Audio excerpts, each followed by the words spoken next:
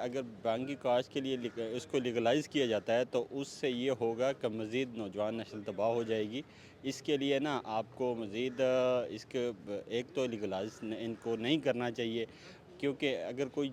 یہ ہے کہ اس سے نوجوان نسل مزید بہت زیادہ اس سے نا وہ برباد ہو جائے گی، کیونکہ آپ کو پتہ ہے آئے روز یونیورسٹیز یہ آپ میں منشیات اس کے ڈرگس وغیرہ کے کیس سامنے آ رہے ہیں۔ میڈم بات اس طرح سے ہے کہ یہ جو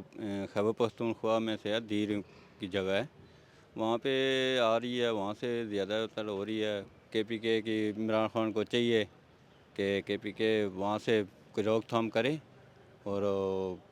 جو ہے نا جوان نسل بہت زیادہ جو ہے نا یہاں پہ تباہ ہو رہی ہے۔ آج کل منشیات کے بارے میں بہت کل چل رہے ہیں سسٹم سارے وغیرہ۔ اور جو ارباب اختیار ہے،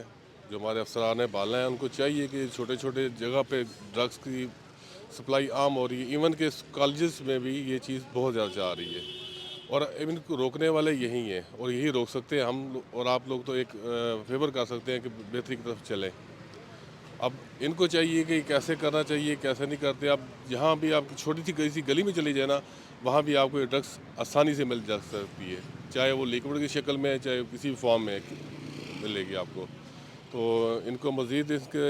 جو